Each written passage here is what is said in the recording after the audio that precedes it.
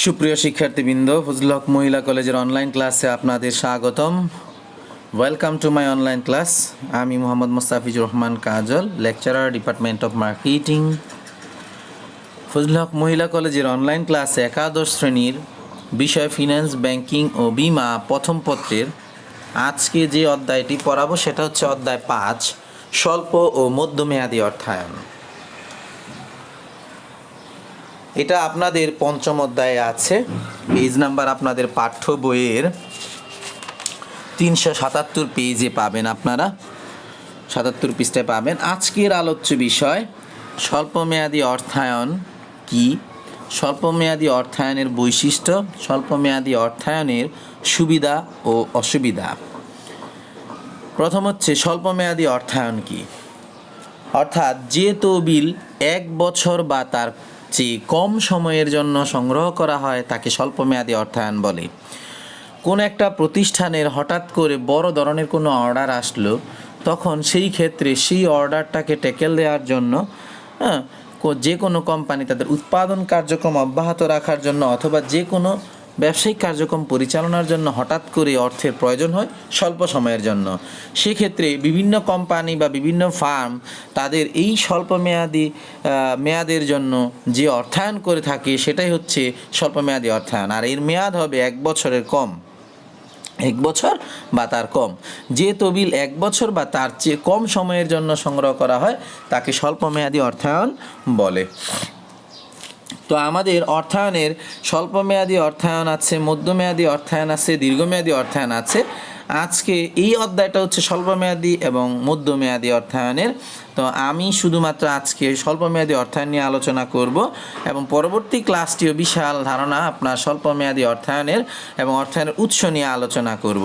তাহলে আমরা জানলাম স্বল্পমেয়াদী অর্থায়ন বলতে যে তহবিল 1 বছর বা তার চেয়ে কম সময়ের জন্য সংগ্রহ করা হয় তাকে স্বল্পমেয়াদী অর্থায়ন বলে। স্বল্পমেয়াদী অর্থায়নের বৈশিষ্ট্য: যে অর্থ 1 বছরের কম সময়ের জন্য পাওয়া যায় সেটা তো আমরা শুনলাম। এখন এর মধ্যে হচ্ছে মেয়াদ। স্বল্পমেয়াদী অর্থায়নের বৈশিষ্ট্যের প্রথম হচ্ছে কি মেয়াদ। স্বল্পমেয়াদী অর্থায়নের মেয়াদকাল 1 বছর বা তার চেয়ে কম হবে, সেটা আমরা সংজ্ঞার মধ্যেই বুঝতে পেরেছি। স্বল্পমেয়াদী অর্থায়নের উৎস: স্বল্পমেয়াদের অর্থায়ন কোত্থেকে অর্থায়ন করা যাবে, কোত্থেকে অর্থ পাওয়া যাবে, সে উৎসগুলো হচ্ছে ব্যবসায় ঋণ। অর্থাৎ ব্যবসায় ঋণ বলতে বোঝায় পণ্যদ্রব্য কাঁচামাল ক্রয় করে পণ্য উৎপাদন কার্যক্রম অব্যাহত রাখা। তারপরে হচ্ছে বাণিজ্যিক ব্যাংক। বাণিজ্যিক ব্যাংকের মাধ্যমে অর্থায়ন করা যায়, যেগুলো আপনার বাণিজ্যিক ব্যাংক থেকে স্বল্পমেয়াদী অর্থায়ন করা যায় বা ঋণ নেওয়া যায়, সেটাকে বলে স্বল্পমেয়াদী অর্থায়ন। তারপরে হচ্ছে আপনার বাণিজ্যিক পত্র, অর্থাৎ শেয়ারের মতো লিখিত দলিল বাজারে ছাড়া হয়। একটা বাণিজ্যিক পত্র, একটা ফেস ভ্যালু থাকে, একটা সেল ভ্যালু থাকে, বাজারে ছাড়া হয় এবং সেটা বাজার থেকে অর্থায়ন করা হয়, সেভাবে অর্থায়ন করা হয়। আমরা অর্থায়নের উৎসের মধ্যে আরও বিস্তারিত জানবো। তাহলে স্বল্পমেয়াদী অর্থায়নের উৎস হচ্ছে কী কী? ব্যবসায় ঋণ, বাণিজ্যিক ব্যাংক আর বাণিজ্যিক পত্র বা কমার্শিয়াল পেপার। 4 নম্বর হচ্ছে আনুষ্ঠানিকতা। এর মধ্যে স্বল্পমেয়াদী অর্থায়নের ব্যবহার আছে 3 নম্বরে। স্বল্পমেয়াদী অর্থায়ন সাধারণত একটা ফার্মের দৈনন্দিন কার্য পরিচালনা অথবা স্বল্প সময়ের যে ব্যবসায়িক কার্যক্রম পরিচালনা করতে হয় এবং স্বল্প সময়ের উৎপাদন কার্যক্রম অব্যাহত রাখার জন্য বৃহৎ আকারে, তখন সেই ক্ষেত্রে স্বল্পমেয়াদী অর্থায়নের ব্যবহার হয়ে থাকে। আনুষ্ঠানিকতা: স্বল্পমেয়াদী অর্থায়ন দ্রুত সংগ্রহ করা যায়, এর কারণে অর্থ সংগ্রহের জন্য কোনো আনুষ্ঠানিকতা প্রয়োজন নেই। অর্থাৎ যে কোনো ব্যবসায়ীর সাথে ভালো সুসম্পর্ক থাকলে সেটা সহজে অর্থ সংগ্রহ করা যায়।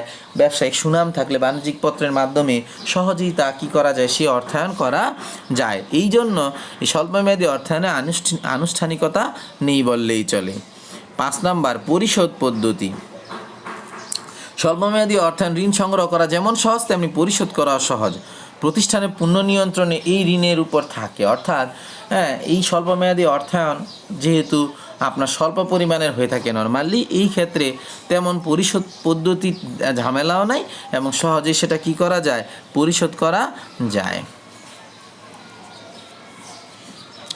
এবার যেটা বলতে চাচ্ছিলাম যে তহবিল ব্যয়, পরবর্তী 6 নাম্বার।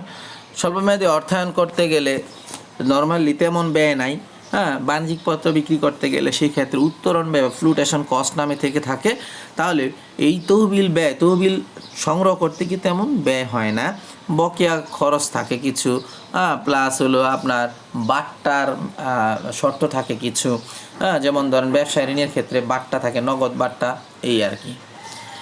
তারপর হচ্ছে জমানত। নর্মালি ব্যাংক থেকে ঋণ নিতে গেলে, বৃহৎ আকার ঋণ নিতে গেলে কোনো একটা প্রতিষ্ঠান বা ফার্ম বা কোনো ব্যক্তিকে কী করতে হয়, জমানত রাখতে হয়।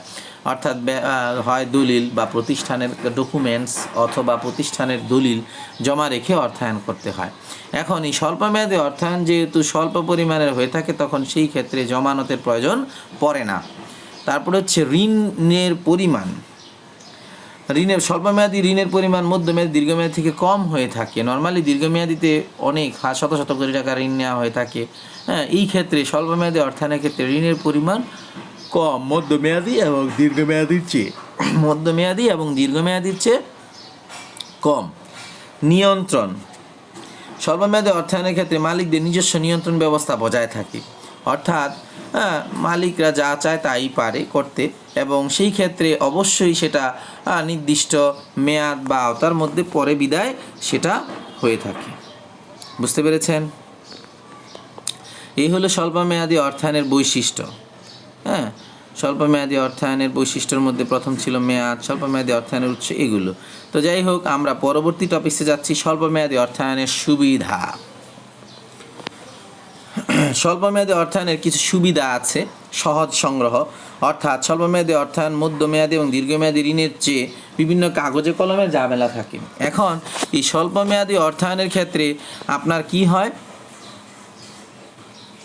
যে সহজে সংগ্রহ করা যায়, বিভিন্ন ধরনের কাগজপত্রে ঝামেলা থাকে না, ডকুমেন্টারি কোনো ঝামেলা থাকে না তেমন একটা, এই কারণে সহজে সংগ্রহ করা যায়। কম খরচ। স্বল্পমেয়াদী অর্থায়ন করতে গেলে তেমন খরচ নেই, উত্তোলন ব্যয় থাকে অথবা অনেক সময় অনেক ব্যয় থাকে না। এই ক্ষেত্রে আপনার নগদ বাট্টার সুবিধা পাওয়া যায়। যাই হোক, এই জন্য খরচ কম হয়। স্বল্পমেয়াদী অর্থায়নের কম খরচ একটা সুবিধা। নমনীয়তা। স্বল্পমেয়াদী অর্থায়ন ও মধ্যমেয়াদী অর্থায়নের চেয়ে অনেক বেশি নমনীয়, কারণ এটা মধ্যমেয়াদী এবং দীর্ঘমেয়াদীর চেয়ে খুব সহজেই ঋণটা পাওয়া যায়, এবং ফলে যে কোনো প্রতিষ্ঠান সহজেই কী করতে পারে, আপনার এই স্বল্পমেয়াদী অর্থায়ন পরিমাণ হ্রাস বৃদ্ধি করতে পারে প্রয়োজন অনুসারে। হ্যাঁ, যদি তার বেশি প্রয়োজন হয় আবার সংগ্রহ করতে পারে, বারবার সংগ্রহ করার মাধ্যমে আপনার কি করতে পারে, আপনার অর্থ সংগ্রহ করতে পারে এবং অর্থায়ন করতে পারে। এটাই হচ্ছে নমনীয়তা। নিয়ন্ত্রণ সুবিধা। স্বল্পমেয়াদী অর্থায়নের ক্ষেত্রে প্রতিষ্ঠানের নিজস্ব নিয়ন্ত্রণ ব্যবস্থা বজায় থাকে, কারণ স্বল্পমেয়াদী তহবিল সরবরাহকারীগণ ব্যবস্থাপনার অংশগ্রহণ করতে পারে না। অর্থাৎ যারা তহবিল সরবরাহ করে তারা ব্যবস্থাপনায় অংশগ্রহণ করতে পারে না। এর মানে হচ্ছে যারা যৌথ মালিকানাধীন কোম্পানি বা শেয়ার মালিকানাধীন কোম্পানি, সেখানে কি হয়, ভোটিং প্রসেস আছে। তারপরে হচ্ছে কি প্রতিষ্ঠান পরিচালনায় অংশগ্রহণ করতে পারে সাধারণ শেয়ার হোল্ডাররা, কিন্তু এই ক্ষেত্রে স্বল্পমেয়াদী অর্থায়নে যারা করে সেই ক্ষেত্রে তাদের কোনো নিয়ন্ত্রণ থাকে না। স্বল্পমেয়াদী অর্থায়ন এই জন্যই কি নিয়ন্ত্রণ সুবিধা শুধুমাত্র যারা ঋণ গ্রহণ করে থাকে তাদের হাতে, বা ফার্মের হাতে বা ব্যবসায়ীর হাতে থাকে। এবার হচ্ছে সহজ শর্ত আরোপ। স্বল্পমেয়াদী তহবিল মধ্য বা দীর্ঘমেয়াদী তহবিলের তুলনায় সহজ শর্তেই পাওয়া যায়, ফলে যে কোনো প্রতিষ্ঠান সহজেই তহবিল সংগ্রহ ও ব্যবহার করতে পারে। অর্থাৎ যে কোনো শর্ত, যেমন বাট্টার শর্ত থাকে, সংক্ষেপে যখন ব্যবসায় ঋণ গ্রহণ করায় 2% বা 3% সহজ শর্ত থাকে। আবার আপনার বাণিজ্যিক পত্র বিক্রি করতে গেলে ফ্লুটেশন কস্ট থাকে, উত্তোলন ব্যয় থাকে আর কি, সেটা খুব পার্সেন্টেজ কম, 2% বা 1% হারে, বা স্বল্প 5 টাকা 10 টাকা হারে, 1000-এ 5 টাকা হতে পারে, 10 টাকা হতে পারে, 50 টাকা হতে পারে সর্বোচ্চ। তো যাই হোক, এই হচ্ছে আপনার নবায়ন সুবিধা। কম ঝুঁকি। তাহলে কম ঝুঁকি যেটা বলতেছিলাম, যে আপনার স্বল্পমেয়াদী অর্থায়ন পরিশোধ মেয়াদকাল কম বলে ঋণদাতাদেরও ঝুঁকির পরিমাণ কম। তখন ঋণদাতারাও কী করে থাকে, যে 1 বছর বা 6 মাসের মধ্যেই তো সে পরিশোধ করবে, তাহলে অর্থটা খুব তাড়াতাড়ি পাওয়া যাবে। এই কারণে বিনিয়োগকারীরাও কী করে থাকে, যারা ঋণ সরবরাহ করে থাকে তারা কী করে থাকে, ঋণ সুবিধা দিয়ে থাকে। এবার আমরা যাব স্বল্পমেয়াদী অর্থায়নের অসুবিধার মধ্যে। স্বল্প পরিমাণ ঋণ। স্বল্পমেয়াদী অর্থায়নের প্রথম সমস্যা হচ্ছে স্বল্প পরিমাণ ঋণ, অর্থাৎ স্বল্পমেয়াদী অর্থায়নেতে বেশি পরিমাণ ঋণ পাওয়া যায় না। আপনার একটা নির্দিষ্ট পরিমাণ, যেমন দীর্ঘমেয়াদী বা মধ্যমেয়াদী অর্থায়নে কোটি কোটি টাকা ঋণ পাওয়া যায়, কিন্তু এই ক্ষেত্রে সেটা পাওয়া যায় না। এখন স্বল্পমেয়াদী অর্থায়নের মাধ্যমে বেশি পরিমাণ ঋণ সংগ্রহ করা যায় না।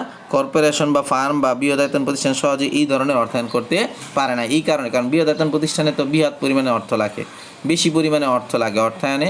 বিভিন্ন রকমের আপনার ছোট প্রতিষ্ঠানে কম অর্থায়ন লাগে, বড় প্রতিষ্ঠানে বেশি অর্থায়ন লাগে। এই কারণে স্বল্পমেয়াদী অর্থায়ন মেয়াদী অর্থায়নটা অসুবিধা হচ্ছে, স্বল্প পরিমাণ ঋণ পাওয়া যায় এবং যা বড় বড় ফার্ম বা বৃহৎ আকার প্রতিষ্ঠানগুলো সেটা কি করতে পারে না, কাজে লাগাতে পারে না বা সংগ্রহ করতে পারে না। স্বল্প মেয়াদ, এটার আরেকটি সমস্যা হচ্ছে 1 বছরের মধ্যে, এই কারণে এর নাম হয়েছে স্বল্প মেয়াদী। কিন্তু 1 বছরে বা তার 1 বছরের কম সময়ের জন্য ঋণ নিলে সেই ঋণটা ব্যবহার করে কীভাবে মুনাফা অর্জন করবে বা কীভাবে তার ঋণের ব্যয় বহন করবে, সেই জন্য এটা স্বল্প মেয়াদটা একটা বড় অসুবিধা স্বল্পমেয়াদী অর্থায়নের। তারপর হচ্ছে পরিশোধ পদ্ধতি। মেয়াদ কম হওয়ার কারণে ঋণ পরিশোধ ঝুঁকি বেশি হয়, তাড়াতাড়ি দিতে হবে, একটা মাথায় হেডেক থাকে, প্রতিষ্ঠানের জন্য একটা বাড়তি বার্ডেন থাকে। তখন দেখা যায় যে পরিশোধের একটা ঝুঁকি হয়ে দাঁড়ায়। তাড়াহুড়া করতে গেলে দেখা যায় যে এক জায়গার অর্থ আরেক জায়গায় কী করতে হয়, পরিশোধ করতে হয়। তো দেখা যায় যে বিভিন্ন সোর্সে অর্থাৎ বিভিন্ন ফান্ডে ঘাটতি পড়ে। এটাই হচ্ছে কি পরিশোধ ঝুঁকি। বেশি সুদ, এখানে বলতে বুঝেছে বেশি ব্যয় হয়, বেশি সুদ না বলে বেশি ব্যয় বললে ভালো হতো। তো যাই হোক, বইতে লেখা আছে বেশি সুদ। স্বল্পমেয়াদী অর্থায়নে পরিশোধ ঝুঁকি বেশি হওয়ার কারণে ঋণদাতারা বেশি সুদ ধার্য করে থাকে, ফলে ঋণের খরচ বেশি হয়। যেমন ব্যাংক থেকে যখন ঋণ নেয় স্বল্পমেয়াদী অর্থায়নের জন্য, তখন স্বল্পমেয়াদে তখন ব্যাংকগুলো একটা নির্দিষ্ট হারের চেয়েও বেশি সুদের হার ধার্য করে থাকে। এই কারণে আপনার বলা হয় যে স্বল্পমেয়াদী অর্থায়নটা বৃহৎ অসুবিধা হচ্ছে বেশি সুদ। নগদ বাট্টা হারানো, ধারে পণ্য ক্রয়ের মাধ্যমে ব্যবসায় ঋণ গ্রহণ করলে নগদ বাট্টার সুযোগ থেকে বঞ্চিত হতে হয়। নগদ বাট্টা হারানো, নর্মালি ধারে ক্রয় করলে অর্থায়ন করা যায় পণ্যদ্রব্যের মাধ্যমে, তখন নগদে ক্রয় করলে নগদ বাট্টার সুযোগটা হারাতে হয়। তো এই একটা অসুবিধা স্বল্পমেয়াদী অর্থায়নের। তারপরে হচ্ছে পণ্যের ক্রয়মূল্য বৃদ্ধি। পণ্যের ক্রয়মূল্য বৃদ্ধি এর মূল কারণ হচ্ছে ধারে পণ্য আইনা উৎপাদন করলে, অথবা আপনার দেখা যায় ধারে পণ্য আনলে যারা বিক্রেতা তারা বেশি দামে পণ্যটা দিয়ে থাকে। এই একটা অসুবিধা। যখন ব্যবসায় ঋণ গ্রহণ করা, ব্যবসায় ঋণের মধ্যে প্রথম শর্ত হচ্ছে কাঁচামাল সংগ্রহ করা ধারে ক্রয় করে। এই ক্ষেত্রে দেখা যায় আপনার পণ্যের ক্রয়মূল্য বৃদ্ধি পায়, যখন ক্রয় করে আনে তখন সেটা বৃদ্ধি পায়।